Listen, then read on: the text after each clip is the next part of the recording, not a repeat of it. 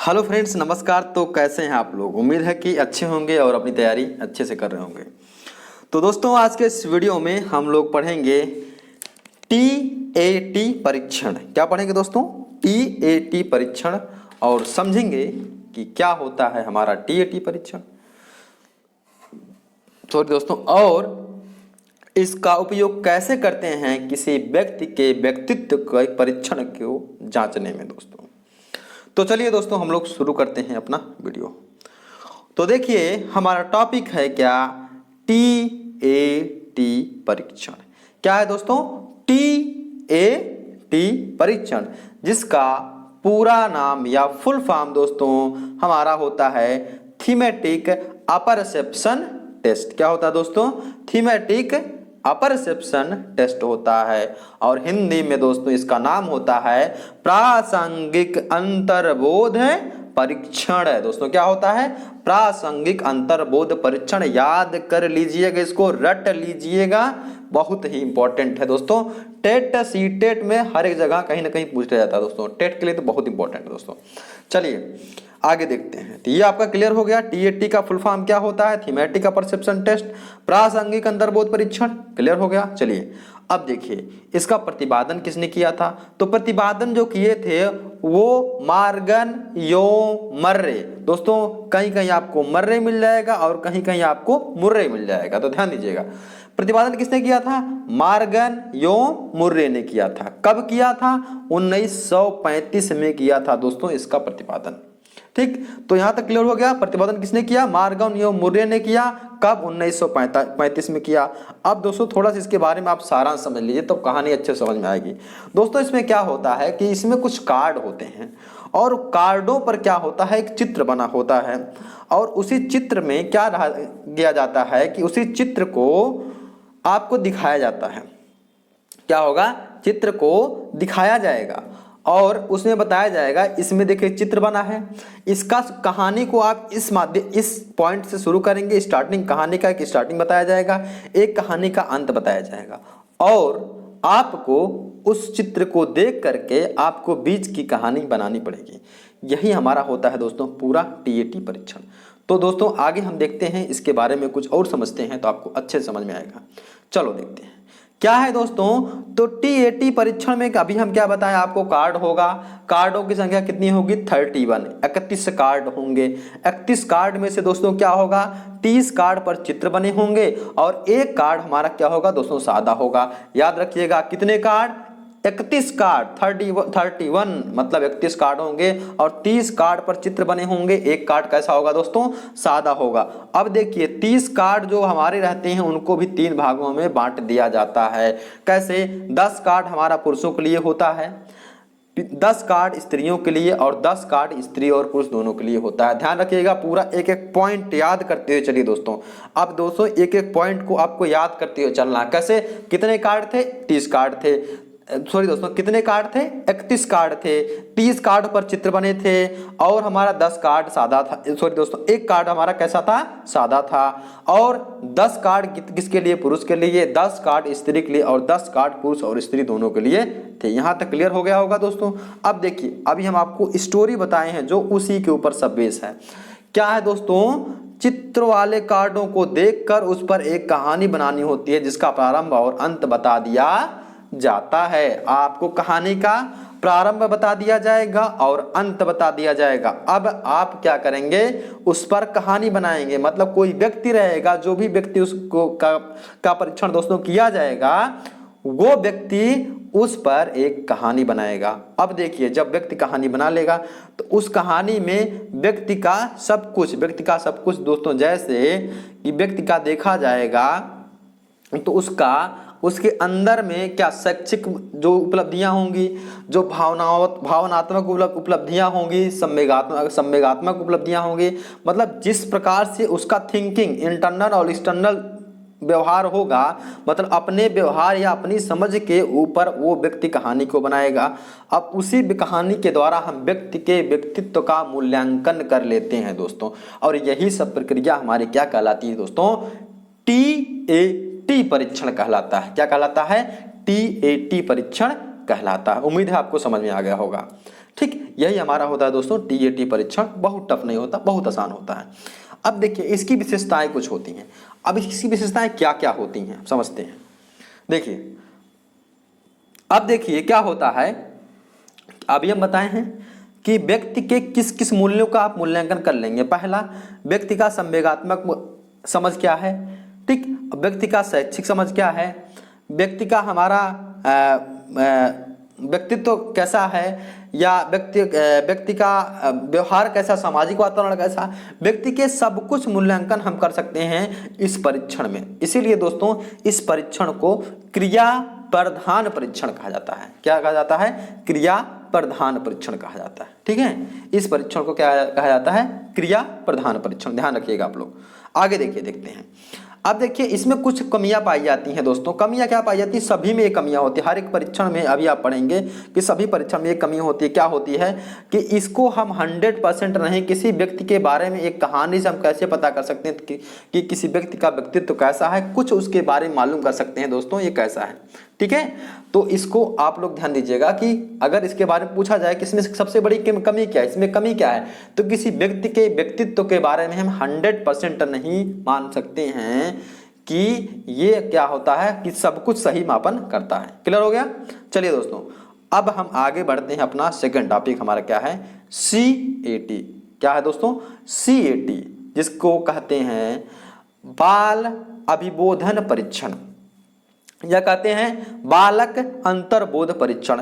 CAT को English में कहते हैं चाइल्ड अपरसेप्शन टेस्ट। याद रखिएगा, तीनों नाम याद रखिएगा, तीनों में से हो सकता कोई नाम आ जाए आपके एग्जाम में। ध्यान रखिएगा, बहुत ही इंपॉर्टेंट टॉपिक है, बहुत ज्यादा इंपॉर्टेंट दोस्तों, ध्यान रखिएगा। ठीक है, चलिए आप आगे चलते हैं।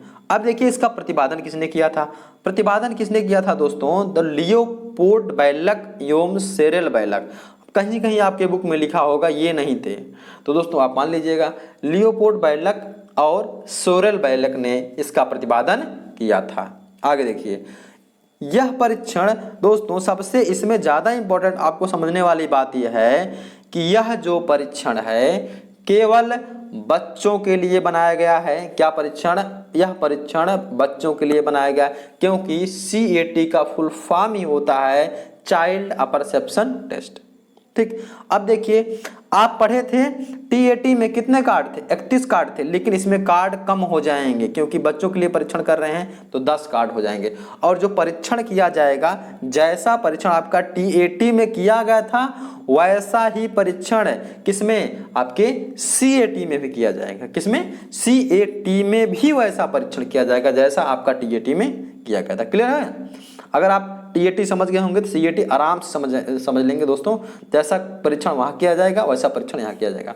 अब देखिए TAT परीक्षण जो होता है वो 14 वर्ष से ज्यादा अधिक उम्र वालों का होता है, लेकिन जो हमारा CAT परीक्षण होता है ये बच्चों पर या बालकों पर किया जाता है जो 14 वर्ष से कम के होते हैं। क्लियर हो गया? अब देखिए दोस्तों आगे चलते हैं। आगे देखिए हमारा क्या है? शब्द साहचर्य परीक्षण। क्या होता है दोस्तों? इसको समझते हैं। शब्द साहचर्य परीक्षण मतलब क्या हो गया? कोई आपसे धड़ाधड़ क्वेश्चन पूछे जा रहा है और आपको सोचने का मौका नहीं दे रहा, धड़ाधड़ क्वेश्चन पूछे जा रहा, मतलब ऐसा क्वेश्चन, पूरा क्वेश्चन की मतलब बौछार कर दे रहा है आपके ऊपर, तो आप कैसे आंसर देंगे? आप बिना सोचे विचारे आंसर देते रहेंगे। बस यही हमारा होता है दोस्तों साहचर्य परीक्षण। शब्द साहचर्य परीक्षण, इसका मतलब कि आपसे ऐसे क्वेश्चन पूछा जाएगा कि आपको सोचने भर का टाइम नहीं दिया जाएगा, आपको तुरंत आंसर बताना है। तो इसमें क्या रहेगा कि व्यक्ति जो है झूठ नहीं बोल पाएगा। इस प्रक्रिया में क्या होता है दोस्तों, आपसे ऐसे क्वेश्चन पूछे जाते हैं, बहुत फास्ट, बहुत तेजी से प्रश्न पूछे जाएंगे और आप जो है बिना सोचे समझे, मतलब तुरंत फास्ट, मतलब जल्दी जल्दी, जैसे रैपिड फायर होता है उसी तरह से आप आंसर देंगे। तो इस प्रक्रिया में दोस्तों क्या होता है कि जो व्यक्ति का व्यक्तित्व होता है अक्सर क्या होता है वो सामने आ जाता है कि व्यक्ति कैसा है, व्यक्ति सही है या गलत। क्योंकि अगर व्यक्ति झूठ बोलेगा तो व्यक्ति तेजी से नहीं बोल पाएगा, व्यक्ति उसके साथ सही से रह, मतलब अनकंफर्टेबल फील करेगा, नहीं कह पाएगा। ठीक है, तो ये हमारा होता है शब्द साहचर्य परीक्षण दोस्तों। ठीक है, क्लियर हो गया आपका? चलिए आगे बढ़ते हैं। अब देखिए जो हमारा इंपॉर्टेंट टॉपिक आगे है कि बुद्धि परीक्षणों का उपयोग क्यों बुद्धि परीक्षण करते हैं, क्या फायदा इतना मेहनत करने से, टीएटी सीएटी ये सब क्यों करते हैं दोस्तों, इसके बारे में जानेंगे कि बुद्धि परीक्षण क्यों करते हैं। तो अगर आप थोड़ा सा पढ़े होंगे वीडियो तो समझ गए होंगे क्यों करते हैं, लेकिन हम बताएंगे क्यों करते हैं। देखिए शिक्षा के क्षेत्र में उपयोग। अब देखिए बुद्धि परीक्षण करते हैं तो हम बच्चे के बारे में जानने की कोशिश करेंगे। जैसे बच्चे का एडमिशन ले रहे हैं तो बच्चे का बुद्धि परीक्षण अगर हम कर लेंगे, बच्चा के आईक्यू लेवल किस स्तर का है उसी स्तर के क्लास में हम उसको रखेंगे। अब देखिए और देखिए, अब बच्चे का आईक्यू लेवल अगर हम बच्चे का बुद्धि स्तर का परीक्षण कर लेंगे तो हम समझ जाएंगे कौन बच्चा पढ़ने में अच्छा है और कौन बच्चा पढ़ने में थोड़ा वीक है। ठीक, विशिष्ट बालक हम समझ जाएंगे कौन से बालक हैं जो समस्यात्मक हैं, किसी बालक की कोई समस्या है, समस्या को समझ करके उसका निदान हम करने में सक्षम हो जाएंगे। ठीक है, बच्चों की शैक्षिक उपलब्धि हम समझ सकते हैं, बच्चा कितना अच्छे तक सीख सकता है। अगर बुद्धिलब्धि के बारे में हमको मालूम रहेगा तो हम शैक्षिक उपलब्धि सीख जाएंगे। अब देखिए दोस्तों और क्या कर सकते हैं, बच्चा जो क्लास में फेल हो रहा अपव्यय और अवरोधन को हम क्या कर सकते हैं, कम कर सकते हैं। छात्रों को व्यावसायिक निर्देशन दे सकते हैं कि हाँ ये बच्चा इस कैटेगरी में आगे जाएगा, उसके बारे में कुछ भविष्यवाणी कर सकते हैं। ठीक है, और बच्चे का मूल्यांकन हम आसानी से कर सकते हैं अगर हम ये सब कुछ जानते रहेंगे। क्लियर हो गया होगा यहाँ तक, और समझ में आ गया। तो सबसे ज्यादा ये समझना है आपको शिक्षा के क्षेत्र में क्या क्या उपयोग होता है दोस्तों, समझ में आ गया। आगे देखिए चलते हैं। अब देखिए उद्योगों के क्षेत्र में दोस्तों क्या क्या उपयोग होता है। तो अच्छा ये बताइए कि अगर कोई व्यक्ति कम बुद्धि वाला है क्या किसी उद्योग धंधे को चला पाएगा, नहीं चला पाएगा। तो सबसे बड़ी बात है कि उद्योग की सफलता दो पर ही निर्भर करती है। पहला वस्तुगत संसाधन एवं मानव संसाधन। अगर आपके पास मानव संसाधन मतलब जो व्यक्ति काम करने वाले हैं उसमें अच्छे व्यक्ति नहीं है, जैसे आपकी कोई एक इंडस्ट्री है, कोई उद्योग है, उसमें जो व्यक्ति काम करने वाले हैं वो सही नहीं है दोस्तों, तो क्या होगा, नहीं चल पाएगा सही से कर्मचारी नहीं रहेंगे तो नहीं काम कर पाएंगे। तो इसका उपयोग कैसे करते हैं दोस्तों, पहला तो कर्मचारी का चयन करने में कर लिए जाएंगे, दूसरा हमारा अधिकारियों के चयन में कर लिए जाएंगे, तीसरा हमारा क्या करेंगे, मान लो आपको कर्मचारी का प्रमोशन करना है तो आप कई लोगों का इंटरव्यू लेते हैं, इंटरव्यू लेते हैं तो आपको परीक्षण के अगर पता रहेगा उनके बारे में, बुद्धि के बारे में, तो आप उनको प्रमोशन करने में रहेंगे। और कुछ अति विशिष्ट व्यक्ति रहेंगे उनका प्रमोशन करने में आप समझ सक्षम रहेंगे। तो ये सभी हमारा क्या होता है उद्योग के क्षेत्र में।